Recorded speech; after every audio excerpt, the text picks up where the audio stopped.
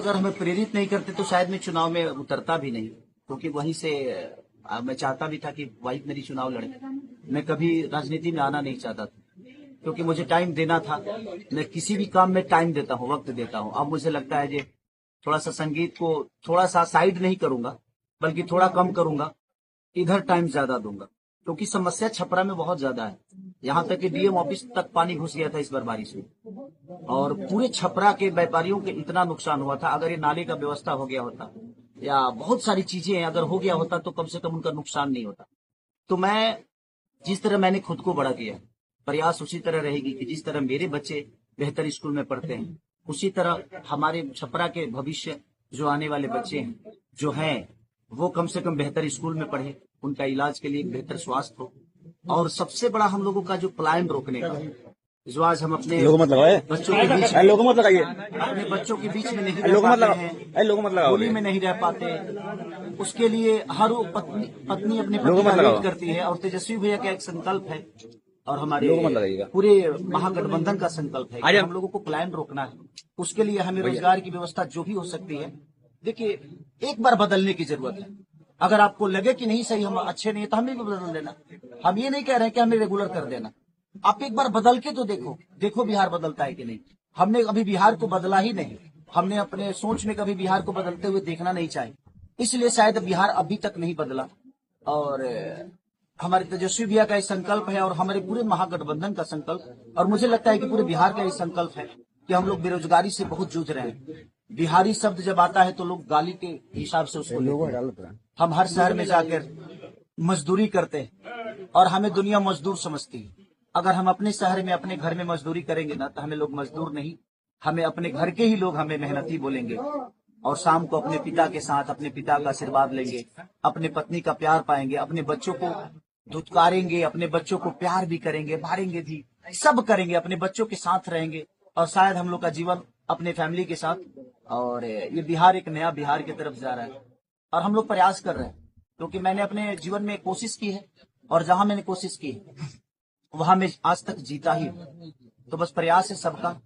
और छपरा की जहां तक विकास का बात है, तो मैं अब कोशिश करूंगा कि सिर्फ छपरा ही नहीं बल्कि पूरा बिहार बदले, और पूरा बिहार का एक ऐसा चेहरा हो ताकि दुनिया देखे तो कहे कि हाँ यार, क्या बिहार था और क्या से क्या हो गया। गढ़ कहा जाता है, क्या खेसारी लाल यादव इस गढ़ को तोड़ पाएंगे? देखिए, गढ़ तोड़ने के लिए मैं नहीं आया, मैं लोगों के प्यार पाने के लिए आया हूँ। और किसी का गढ़ नहीं होता है। मुझे लगता है कि अगर वो लोग बेहतर काम किए होते तो खेसारी को यहाँ आने की जरूरत ही नहीं थी। मैं किसी का विरोधी नहीं हूँ, मैं किसी का विरोध करने यहाँ नहीं आया हूँ। मुझे लगता है ना कि मैं अपने बुजुर्गों के आशीर्वाद से मुझे जो मिला है, मेरे अपने माता पिता, अगर शायद मेरे पापा यहाँ रह के नौकरी किए होते या यहाँ रह के चना बेचे होते तो शायद मैं भी बेहतर स्कूल में पढ़ सकता था, क्योंकि पापा को बहुत स्ट्रगल करना पड़ा था हम लोगों को पालने के लिए। अगर यहाँ रोजगार होता तो मेरे पापा दिल्ली नहीं गए होते, और बहुत सारे शहरों में पापा जाकर हम लोगों को पालने के लिए बहुत, मुझे लगता है कि मेरे से ज्यादा कर्मठ, मेरे से ज्यादा मेहनती मेरे पापा, जो कि हमेशा हम लोगों को, हम बहुत नहीं पढ़ पाए क्योंकि हमारी व्यवस्था नहीं थी। इसमें गलती हमारी पापा की नहीं, हमारी गरीबी थी। तो अगर शायद हमारा बिहार भी कलकत्ता की तरह होता, दिल्ली की तरह होता, तो शायद पापा की प्रॉपर्टी यहाँ होती और शायद हम और आगे बढ़ गए होते। खेसारी जी आज अमित शाह छपरा में आ रहे हैं, क्या कहेंगे आप, कैसे देखते हैं इसे? कैसे देखते हैं, वो गार्जियन है, उनका सम्मान है। मैं किसी व्यक्ति विशेष का विरोधी नहीं, मैं किसी के नीति का विरोधी हूँ कि आपने इतने साल, इतने 15 साल 20 साल में एक फैक्ट्री नहीं लगी। मुझे लगता है कि बिहार में एक भी फैक्ट्री नहीं लगी।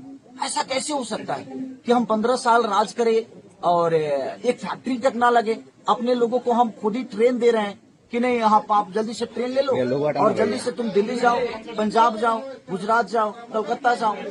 मुझे लगता है कि यार हमें बुलाने के लिए ट्रेन दो, ताकि हमारे पास रोजगार रहे, तो हमें जाना ना पड़े।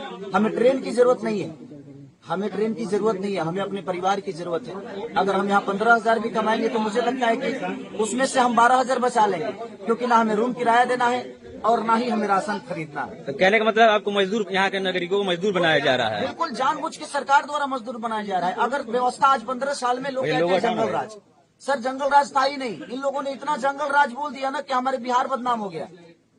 आज भी जंगले राज है भाई। आप तो 15 साल से हो ना, तो आपने कहाँ बदल दिया? आज भी तो लोग बेरोजगारी में है, आज भी तो पलायन हो ही रहा है, पलायन रुक ही नहीं रहा है। हर वो औरत अपने दीपावली में अपने पति के लिए रोती है, वो बच्चा अपने पिता के लिए रोता है, वो पिता अपने बेटे के लिए रोता है कि काश रहता तो दिवाली साथ में मना लेते, होली साथ में मना लेते, छठ साथ में मना लेते। ट्रेन की हालत नहीं देखते हैं, यहाँ छपरा की स्थिति नहीं देख रहे हैं आप। आज इतने व्यापारियों का दुकान में पानी घुस गया है, डीएम ऑफिस तक पानी घुस गया। आखिर किसका देने? कहीं ना कहीं सरकार का ही देने कि अगर आप बरसात से पहले या अगर ये व्यवस्था आप कर देती तो शायद हमको नहीं लगता है कि व्यापारियों का वो दुकान नुकसान होता, उनका सामान नुकसान होता। उसको किया जा सकता है। आपको कोई विधायक या कोई मंत्री इसलिए नहीं बनाता है कि आप अपने पोजीशन और पद के लिए बनो। आपको अगर कोई चुनता है, आप बताओ इतने सारे लोगों में आपको चुना है तो कुछ तो सोचा होगा ना उसने कि नहीं यार ये हमारा देखभाल करेगा। आपसे वो पैसे थोड़ी मांग रहा है, वो सिर्फ एक वोट के बदले आपसे एक सुविधा मांग रहा है, अपने बच्चों का भविष्य मांग रहा है। तो कहाँ से वो गुनाहगार है? तेजस्वी यादव जी आज हम नामांकन करने आए हैं, क्या कहेंगे आप? देखिए, नामांकन ये मेरा नहीं बल्कि मुझे लगता है कि छपरा का विकास का है और तेजस्वी सरकार बनाने का ये पहला लहर है। और हमारे जितने भी यहाँ के लोग हैं, सबसे पहले तो मैं माझी के जनता को धन्यवाद देना चाहूंगा, क्योंकि अगर वो लोग मुझे प्रेरित